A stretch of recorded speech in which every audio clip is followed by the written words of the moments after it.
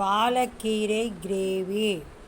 முதலில் ஒரு கட்டு பாலக்கீரையை நன்றாக கழுவி சுத்தம் செய்து எடுத்து வைக்கவும். பிறகு ஒரு கிண்ணத்தில் சுடு தண்ணீர் கொஞ்சமாக சர்க்கரை போட்டு அந்த கீரையை அதில் போட வேண்டும். 5 நிமிஷம் ஊறின பிறகு அந்த கீரையை எடுத்து ஒரு தட்டில் வைக்க வேண்டும். அதை சிறிய சிறிய பீஸாக நன்றாக நறுக்கி கொள்ள வேண்டும். பிறகு ஒரு மிக்ஸி ஜாரில் பூண்டு, வரமிளகாய், இஞ்சி, பச்சை மிளகாய் போட்டு நன்றாக கிரேவியாக அரைத்து கொள்ள வேண்டும்.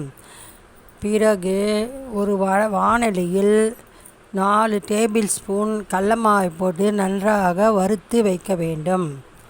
பின்னர் ஒரு வடைசட்டியை வைத்து நன்றாக எண்ணெய் ஊற்றி கடுகை போட வேண்டும். கடுகு வெடித்த பிறகு பூண்டு நன்றாக ஒரு கை அளவு பூண்டு போட்டு நன்றாக வறுத்த பிறகு இந்த அரைத்து வைத்துள்ள கிரேவியை அதில் ஊற்ற வேண்டும். நன்றாக கொதி வந்து நன்றாக 10 நிமிஷம் கொதிக்க வேண்டும். கொதித்த பிறகு இந்த கீரையை அதில் போட வேண்டும். போட்டு கரம் மசாலா, மிளகாய்த்தூள் நம்ம காரத்துக்கு ஏற்ப அதில் போட வேண்டும். சிறிதளவு சர்க்கரையை போட வேண்டும்.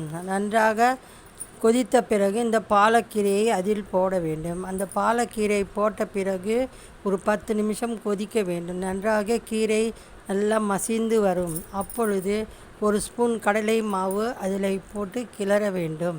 பிறகு சிறிது நேரம் கழித்து இன்னொரு ஸ்பூன் கடலை மாவு போட வேண்டும். இது ஒரு கட்டு பாலக்கீரைக்கு தகுந்த கிரேவி. பிறகு 25 கிராம் வெண்ணெய் அதில் போட்டு நன்றாக கொதித்த பிறகு இறக்கி வைக்க வேண்டும். இது சப்பாத்தி, தோசை, சாதத்திற்கு ஏற்ற டிஷ்.